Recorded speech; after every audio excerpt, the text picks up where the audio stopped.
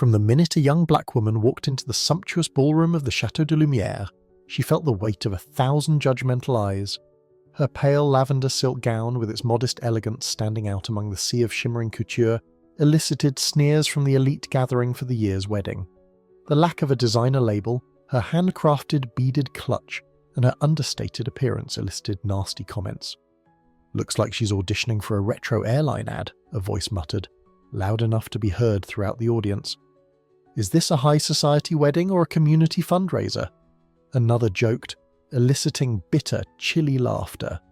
The final blow came when a glass of champagne was accidentally spilled on her clothing, prompting the callous remark, "Now she looks like a server who wandered in from the back." The silence that surrounded Beyoncé as she crossed the gilded threshold was oppressive. The ballroom's crystal chandeliers illuminate gowns embellished with Swarovski crystals and delicate embroidery from Paris's most prestigious ateliers. Her own outfit, beautifully created, bore no discernible label, its gentle folds whispering quality over ostentatiousness. She held a pocketbook with a lovely flower pattern that she had spent weeks beading, a labour of love condemned as amateur. To them, handmade meant worthless. To her right, a woman wearing an elaborate updo and a diamond-crusted necklace gestured at Beyoncé's flats. "Do those shoes come from a resale store?" she mimicked, her voice cutting over the din of chatter.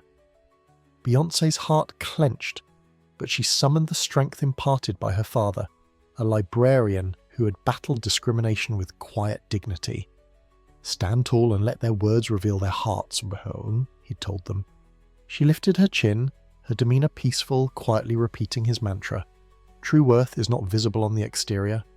Each stare was like a splinter, but she refused to flinch.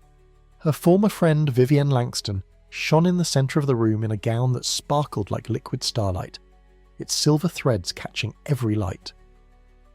Vivienne, the daughter of a computer magnate, was marrying Julian Warwick, the heir of a worldwide logistics conglomerate. Beyoncé and Vivienne were once close, talking late into the night in a small college room, bonding over fantasies and instant coffee. But when Vivienne's fortune grew, their friendship deteriorated. The wedding invitation had arrived late, with a little remark written at the bottom, "Hope you can join." "It'll be fun to see how far we've come." The words were condescending, but Beyoncé, ever hopeful, had come looking for the Vivienne who had shared her last money for pizza.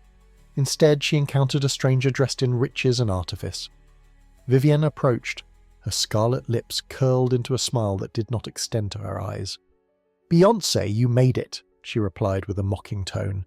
"The outfit is bold." Her entourage, which included influencers, heiresses, and fashion experts, all laughed together. Beyoncé's chest ached, but she kept a calm face, recalling a childhood recollection of her mother, a seamstress, enduring harsh remarks about her hand-me-down coat at a charity event. That strength kept her steady now. She refused to fall under their cruelty.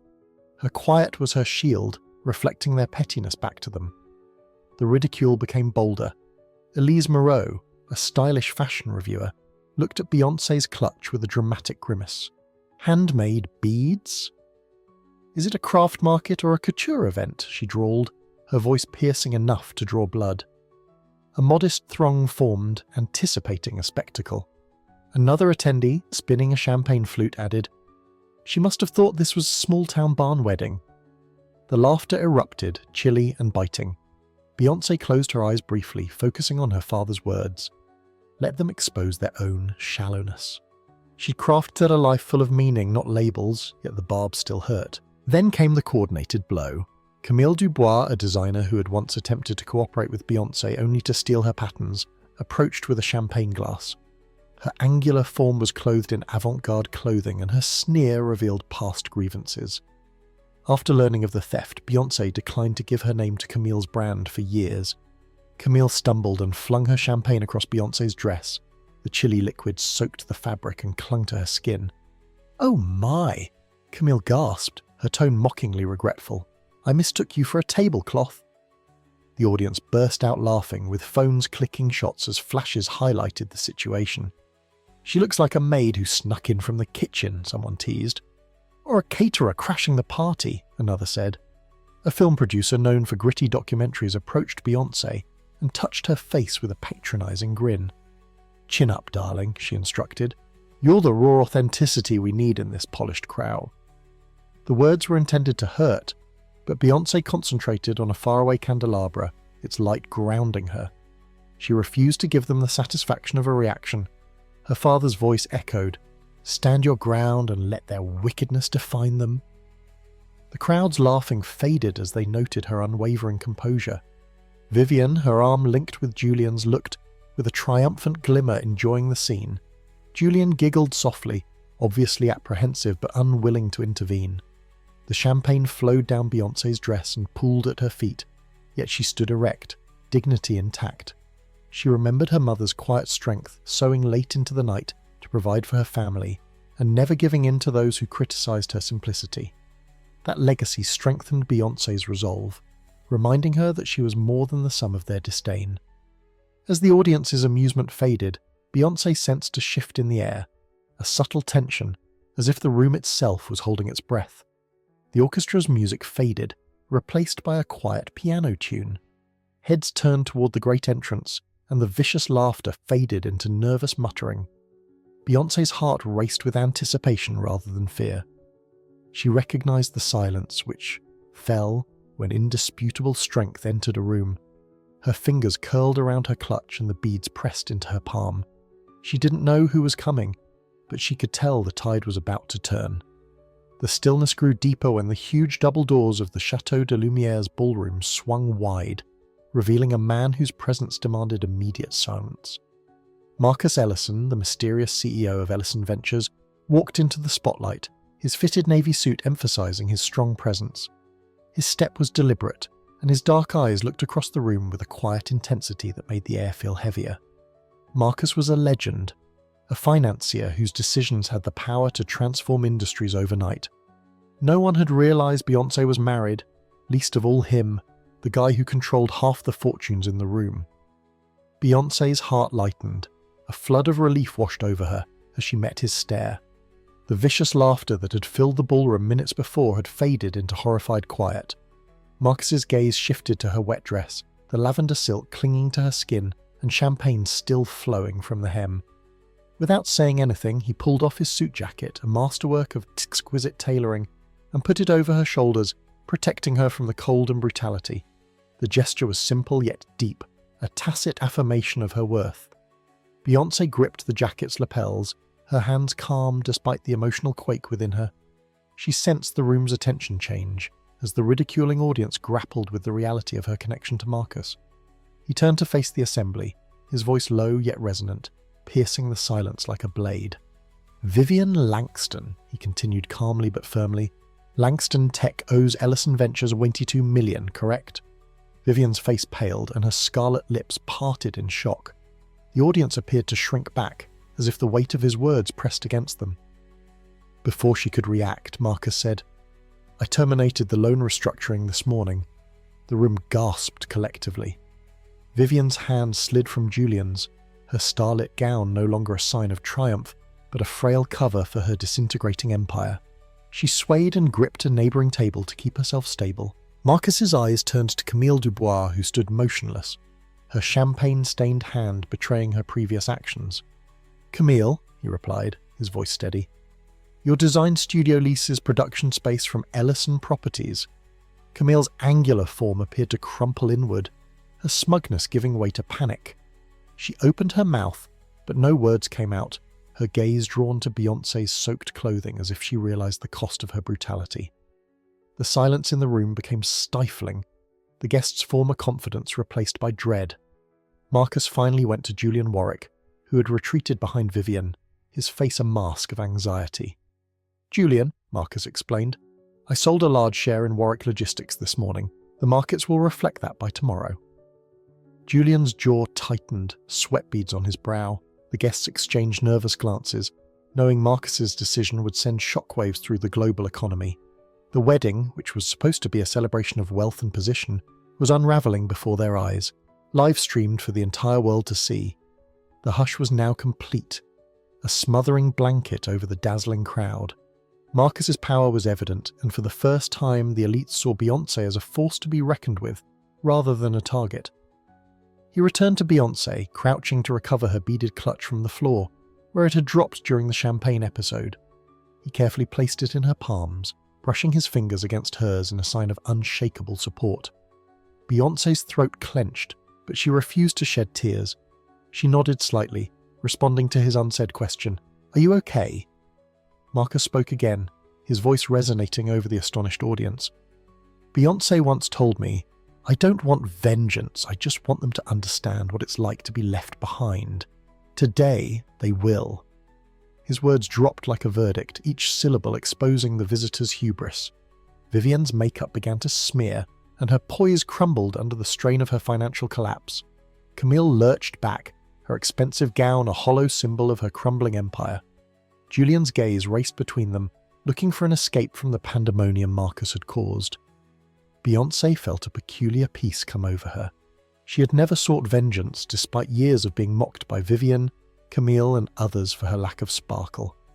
Yet, when their world shifted, she felt a gentle closure. She recalled Vivienne's casual barbs at her modest existence, Camille's theft of her ideas, and Julian's arrogant remarks about her upbringing. They had supposed her stillness indicated weakness, but Marcus's entrance broke that notion. The cameras still filming for the live broadcast caught every second of their demise. Vivienne's disbelief, Camille's panic, Julian's fear. Vivienne moved closer, her voice shaking. "Beyoncé, you never said you were married." Her eyes begged for an explanation. Beyoncé caught her gaze with a calm face devoid of fury or triumph. She saw the Vivienne from their college days, laughing through late-night study sessions and dreaming of a better future. That Vivienne had vanished, replaced by someone who thrived on superficiality. "I didn't need to," Beyoncé murmured gently, with a finality that silenced Vivienne. Marcus offered his arm, and the crowd parted. Beyoncé slipped her hand through and leaned into his power. They walked toward the exit, each footfall reverberating on the marble floors. The visitors remained motionless, their champagne flutes and diamond jewellery rendered irrelevant in the face of Marcus's authority. Beyoncé hesitated at the threshold, looking back at Vivienne, her eyes wide with sorrow and terror.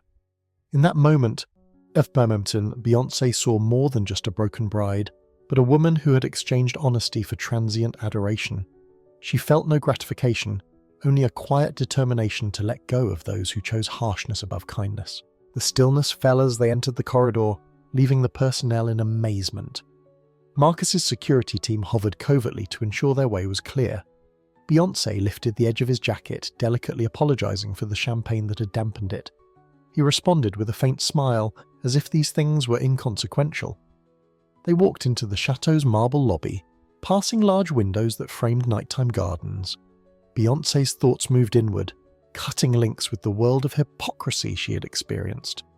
The night air met them as they approached the entryway, where a sleek automobile awaited. Marcus unlocked the door and gently guided her in. The door clicked shut and the silence was broken, leaving the commotion of the wedding behind. The sedan glided through Paris's moonlight streets, its quiet hum contrasting sharply with the turmoil left behind at the Chateau de Lumière. Beyoncé Carter, a young black woman, slumped back against the leather seat, the damp lavender silk of her dress still sticking to her skin under Marcus Ellison's navy jacket. The weight of the evening's humiliations, Vivienne's derision, Camille's champagne-soaked betrayal, and the crowd's vicious laughter remained like a bruise, but a quiet strength blossomed within her. She looked at Marcus, his profile stark against the passing city lights, his quiet a steadfast anchor. There were no words needed. His very presence reminded her that she was not defined by the venom of others. As they travelled, Beyoncé's thoughts turned to her childhood in a humble Atlanta neighbourhood. Her mother, a seamstress who put her heart and soul into every stitch, had endured similar sneers at community functions, her thrifted clothes derided by those who connected wealth with worth. "Never let their ignorance dim your light," her mother had warned, her hands calloused from years of embroidery. That lesson had gotten Beyoncé through innumerable snubs, from college classmates who ridiculed her dreams to the elite at tonight's wedding who considered her simplicity as a weakness. She had chosen authenticity over flash, a handcrafted clutch over a designer bag, and this decision had made her a target. But now, in the stillness of the car, she could feel the strength of her control. Her quiet spoke louder than their taunts. Marcus rested his palm softly on hers, a delicate reminder of their unspoken relationship. She remembered their first meeting years ago at a small art gallery fundraiser. While others competed for attention, Beyoncé stood silently, enjoying a painting of a single tree against a stormy sky. Marcus had recognized her not for her clothing, but for her quiet, her ability to find beauty in simplicity. "You see what others miss," he had observed, starting a discourse that went late into the night. Their relationship had developed in secrecy, away from the spotlight of high society, and it was kept hidden from even her closest friends, including Vivienne. That secret had been a shield, but tonight it had transformed into a sword. The sedan approached a quiet boutique hotel overlooking the Seine, its facade adorned with gentle golden lamps. Marcus opened the door and extended his hand as Beyoncé stepped out, the cool night air brushing across her moist clothes. They walked through the marble-floored lobby, where employees nodded respectfully, mindful of Marcus's authority. In their suite, Beyoncé slipped out of the drenched silk, letting it puddle on the floor like a forgotten memory. Marcus had already poured a warm bath, and the aroma of lavender filled the air. She fell into the water, the chill of the champagne leaving her skin. As she soaked, she thought about Vivienne's transformation, from a friend who once shared her ambitions to a stranger who wielded money like a weapon. The loss hurt, but Beyoncé knew it was Vivienne who had suffered more, surrendering authenticity for superficiality. Her thoughts shifted to Camille, whose betrayal had gone deeper than the champagne. Years ago they drew designs together, dreaming of a clothing line based on workmanship. When Beyoncé found Camille had stolen her patterns, she moved away, refusing to stain her art with deception. Camille's sneer as she hurled the champagne tonight had been a final act of anger, but Marcus's involvement had turned it into disaster. Beyoncé expressed no glee in Camille's demise, merely a calm recognition that acts had repercussions. Her father's words resounded, "Dignity is your armor. Always wear it." As they headed back to the hotel, Beyoncé's phone buzzed with another message, this time from a fashion blogger who had attended the wedding. "Your strength was incredible. I am sorry I did not speak up." She let it go unanswered. The apologies were too late, stemming from fear rather than sincerity. She did not need their approval. The Seine flowed beside them, its surface reflecting light like a mirror. Beyoncé noticed her reflection, beige dress, beaded purse, Marcus by her side, and felt a sense of quiet pride.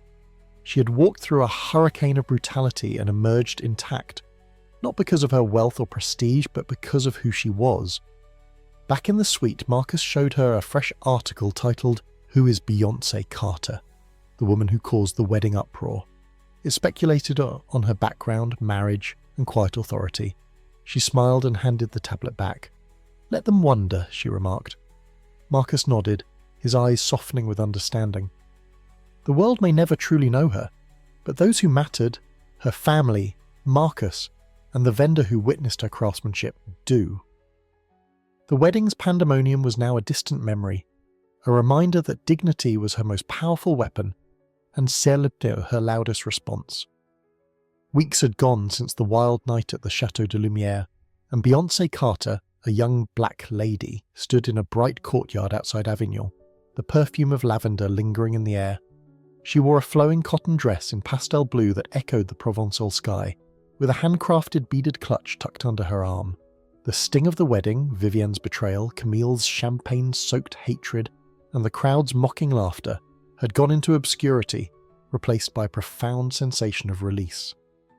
Marcus Ellison sat beside her at a wrought-iron table, slicing a delicious peach, his quiet presence a constant reminder of their combined strength. The world of high society, with its gleaming harshness, felt like a closed book that Beyoncé had no desire to revisit. She focused on the aftermath, the headlines that had dominated world news for days. Langston Tech collapses due to debt crisis, Camille Dubois' brand struggles to relocate, and Warwick Logistics faces market drop. Social media was abuzz with speculation about Beyoncé, branded the enigmatic figure who had upended the year's most anticipated wedding. Some publications portrayed her as a vindictive force, some as a quiet hero, but none accurately conveyed the truth. She had simply stood her ground, allowing the malice of others to unravel their own universe. Her father's words, delivered years ago in their Atlanta home, repeated in her mind, "Let their ignorance be their burden, not yours." She had carried that lesson through the wedding's tempest, her choir to shield that Marcus' actions had turned into a weapon. As they remained in the courtyard, Beyoncé drew new patterns in a little notepad, inspired by the brilliant colours of the local markets. Her craft, elaborate embroidered patterns rooted in her mother's seamstress history, had always served as a shelter for her, a means to create beauty without succumbing to the expectations of high fashion. Marcus watched, his eyes filled with admiration. "You're building something real," he replied softly. She nodded, feeling the weight of the past lifted even further. The wedding had been the final break from Vivian's world, where labels trumped content. Beyoncé had no need for their approval, nor did she want to prove herself to those who just valued flashy things. Messages continued to arrive, apologies from Moamipum or from wedding attendees, pleas from business associates hoping to court favour with Marcus. One was from a former student who had laughed at Vivian's taunts. "I should have spoken up. Your kindness was humbling." Beyoncé left it unanswered, as she had the others. She owed them no answers or absolution. Her mother's words returned to her, calm and clear. "Your worth isn't in their eyes, it's in how you walk through their fire." That fire had blazed hot at the wedding, but Beyoncé had emerged undamaged, and with her dignity intact. She remembered Vivienne, whose wedding had turned into a disaster that was broadcast across the world. During their undergraduate days, they had discussed dreams over late-night conversations, with Vivianaire's laughter warm and genuine. That friend was gone, replaced with a bride who wielded money as a weapon. Beyoncé felt a twinge of regret for the loss, but also a realization that Vivian's decisions had led to her own demise. Camille too had paid the price for her treason, with her eviction overshadowing her stolen drawings. Julian's business teetered, his confidence shaken by Marcus's market movements. They had all underestimated Beyoncé, mistaking her simplicity for weakness, but their world had shattered, while hers remained steadfast. As the sun set lower, throwing long shadows across the courtyard, Beyoncé and Marcus prepared to leave Avignon for their next destination. They packed little, bringing only what was essential: her setches, a collection of handmade fabrics, and the unspoken link that had gotten them through the wedding's pandemonium. She paused at a small fountain, its water reflecting the fading light, and remembered her mother standing strong at a fundraiser, her patched coat a symbol of strength. "You define yourself," her mother had told her, and Beyoncé had lived that truth by refusing to let abuse influence her. They walked through Avignon's meandering streets, past a newsstand where headlines still blared about the wedding: Vivian Langston's father in crisis talks, Camille Dubois's brand on the brink. Beyoncé felt no gratification, only a sombre recognition that justice came in many forms. Her father's final instruction rang true: you owe no answers to those who refuse to see the truth. She had walked out of the wedding with her head held high, leaving behind those who thrived on scorn. She no longer cared if they learned from their mistakes. Beyoncé and Marcus had their farewell supper in France at a modest cafe, where they ate fresh bread, local cheese, and drank rosé. She touched the rim of her glass, recalling the moment Marcus strode into the ballroom and silenced the audience. His navy jacket, thrown over her shoulders, had served as more than a shield. It was a symbol of their union, a reminder that she was never alone. She looked at him, noticing the small narrowing of his eyes, as if he too remembered the night's slights. But here, in the warmth of the Provençal evening, those memories felt like echoes, impotent to change the life they'd established together. As they boarded a train for their next destination, Beyoncé gazed out at the undulating landscape, its fields drenched in darkness.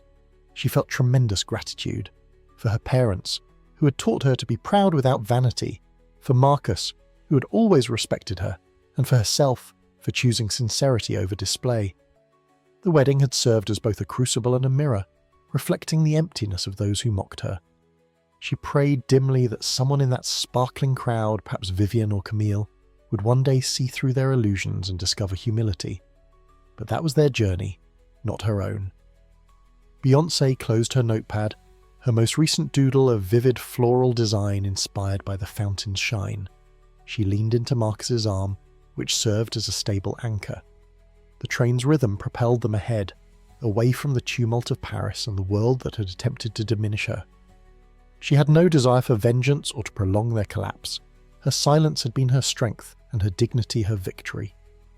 As the landscape blurred past, she grinned, knowing she had left those who deserved to be left behind in their own wreckage.